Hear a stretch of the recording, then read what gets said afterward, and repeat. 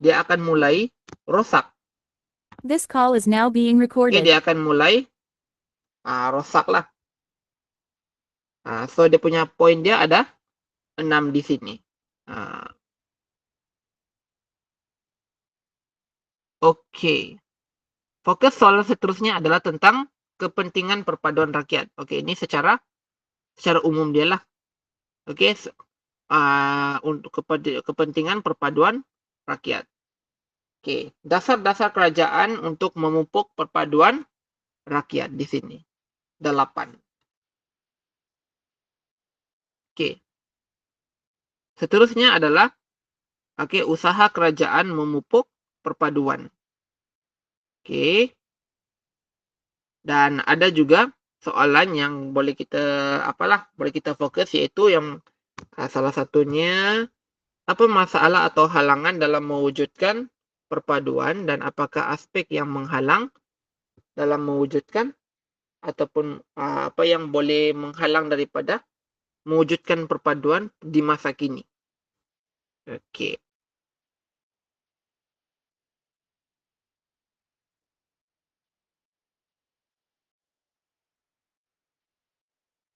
Oke, perpaduan dalam sistem pendidikan.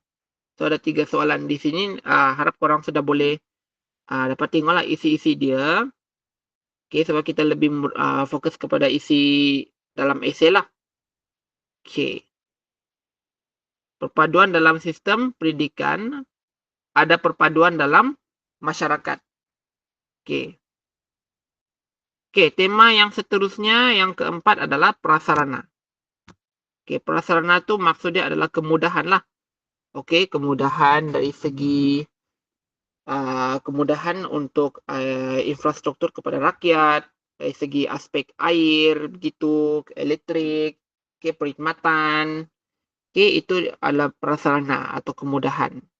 Oke, prasarana ini, pertamanya dia tanyakan tentang prasarana komunikasi ataupun digital. Ada dari segi kesan dia lah, kesan positif. Oke, sekarang kan kita sudah berada di dunia digital. Oke, jadi ada kesan di situlah. Oke, kesan penggunaan prasarana komunikasi digital. Oke, salah satunya adalah e-dagang.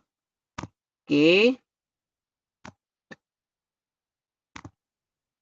e-dagang, di mana kita buat pembelian secara dalam talian lah. Contohnya Shopee, TikTok, Lazada kan. Dunia tanpa sepadan pencarian maklumat dengan mudah dan cepat melalui internet. Sekarang ini sudah ada AI. Itu salah satu daripada prasarana digital. Di mana bila selain daripada kita mencari maklumat di Google, kita boleh mencari maklumat melalui AI. Tapi kalau kita nak gunakan AI itu, dia ada had. Dan kita kena tahu juga kalau penggunaan AI ini, dia tidak semestinya akan membantu. Sebab kita kena cari juga maklumat asal ataupun sumber yang boleh dipercayai. Kerana AI ini adalah memudahkan dan memudahkan kerja, tetapi bukan untuk membantu. Dia memudahkan tapi bukan untuk membantu. So kena faham istilah dia di situ. Membantu dengan memudahkan itu adalah dua perkara yang berbeza. Tetap juga kita akan cari semula sumber yang boleh kita percayailah. AI ini hanya untuk memudahkan, bukan untuk membantu. Itu dua perkara yang berbeza lah. Okey. Prasarana digital dapat membantu dalam peluang pekerjaan, e-kerajaan, perkhidmatan telekesihatan, multimedia interaktif, dan e-perbankan. Okey. Kesan negatif prasarana komunikasi. So sekarang ini kan isu berlakunya kebocoran maklumat kan. So dia boleh tanyakan kita boleh fokuslah. Okey. Walaupun prasarana komunikasi atau digital ini dia membawa kebaikan, but at the same time dia juga boleh membawa keburukan di situlah. Oke. Salah satunya adalah maklumat berunsur negatif. Sebab dalam kita mencari maklumat kan, sukar dapat ditapis sebab banyak maklumat tu didedahkan secara terbuka. Jadi pemikiran rakyat di situ dia boleh jadi lain-lain sebab mendapatkan isi atau maklumat yang berbeza sehingga kan tidak dapat membezakan mana satu yang betul, mana satu yang tidak betul ataupun palsu di situ. Isu pencerobohan dan pencurian maklumat dalam sistem pangkalan data secara atas talian.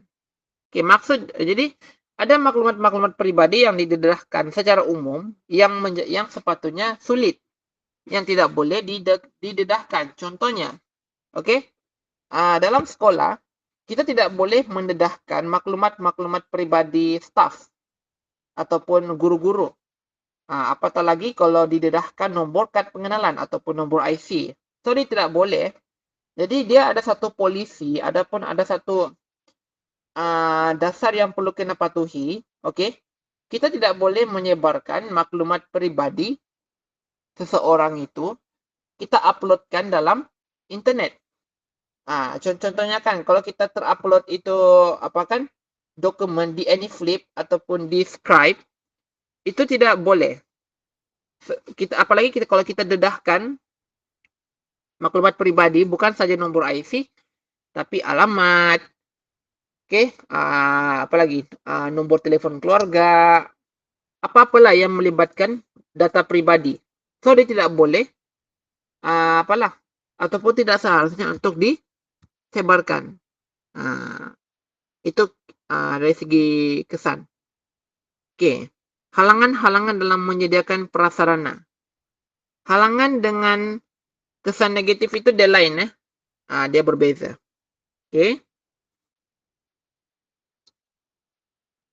Ada juga kepentingan untuk negara, untuk rakyat. Kita tidak dapat sentuh semua sekali lah. Nanti kita akan buat perbincangan juga dalam soalan-soalan esei pada kelas-kelas yang akan datang. Itu tema keempat, prasarana. Seterusnya, tema yang kelima adalah ekologi. Ekologi. Ekologi itu maksudnya adalah alam sekitar. Maksudnya adalah alam sekitar. Kita fokuskan. Yang pertama adalah kesan jika alam sekitar terancam. So, ada kesan, ada cabaran dia lah tersendiri. Yang kedua adalah kesan negatif. Penerokaan kawasan tanah tinggi. Kawasan tanah tinggi itu maksudnya adalah merujuk kepada kawasan-kawasan yang berbukit-bukit lah. Berbukit bukau. Punca penerokaan di kawasan tanah tinggi. Perkara yang ketiga. Seterusnya, kepentingan hutan. Kepentingan hutan. So, dia boleh ditanyakan juga. Contoh, apakah kepentingan mengekalkan ekosistem hutan di negara Malaysia. So, ini 6 poin dia lah. Langkah bagi menangani masalah alam sekitar. So, dia ditanyakan juga. Seterusnya, punca berlakunya pencemaran alam sekitar. Dalam ekologi ini, dia ada banyak aspek-aspek yang mengecil. So yang pertama ini dia menyentuh secara umum, yaitu alam sekitar. Seterusnya dia menyentuh tentang pencemaran udara. So ada lagi soalan-soalan yang ditanyakan berkaitan dengan pencemaran udara. Seterusnya tentang banjir. Tema keenam adalah tentang ekonomi. Ekonomi ini dia ada banyak perkara di sini yang dipecahkan. Pertama adalah kemelesetan ekonomi atau kemerosotan ekonomi. Seterusnya bidang pertanian. bidang pertanian. Oke. Pelaburan asing, sektor pelancongan. Kenaikan harga barangan makanan. Oke. Ketujuh adalah tema sains dan teknologi. Oke, pertama dia menyentuh secara umum tentang sains dan teknologi. Teknologi hijau atau teknologi mesra alam. Oke, yang ke-8, tema dia sosial dan budaya. Oke, tema sosial dan budaya. Yang pertama dia merangkumi tenaga pakar atau mahir atau tenaga profesional negara, pengangguran. Oke, tema ni dia tidak valid lagi ya. Wawasan 2020 dia tidak valid lagi lah. So sekarang kita sudah pun berada di tahun 2025. Tapi untuk sebagai pengetahuan, sebab dia dalam silibus ni, dalam pengajian 2 ni, silibus dia ni wawasan 2020 dia ada. Okey, sebelum tahun 2020, sekitar tahun 2013 lagi pun, sampailah tahun 2019, even sampai pada tahun 2024, silibus tentang tema wawasan 2020 dia masih lagi tetap disoal. Okey, tetap lagi disoal. Cuma kalau kita ikut pada waktu sekarang ini, 20 sekarang sudah masuk 2025. Wawasan 2020 dia tidak ada lagi ditanyakan. Tapi kita boleh jadikan dia sebagai satu pengetahuan lah. Okey, sebab kita nak lihat apakah aspek-aspek yang menjadi indikator kepada kemajuan negara Malaysia ini sudah tercapai ataupun tidak. Okay, so banyaklah di sini yang yang berkaitan dengan wawasan 2020. Okey. So di sini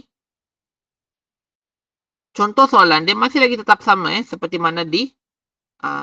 mana pada semester 1. Cumanya untuk tema ni dia bertukarlah. Okey, dia bertukar. Untuk tema semester 2 ni dia berkenaan dengan Malaysia negara sejahtera. Kalau semester 1 lepas, dia tema dia tentang Malaysia negara berdaulat.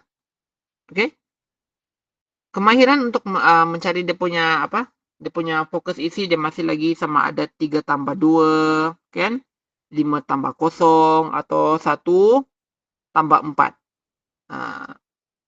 Jadi dia masih lagi kekal pada cara kita menjawab soalan esei tersebut.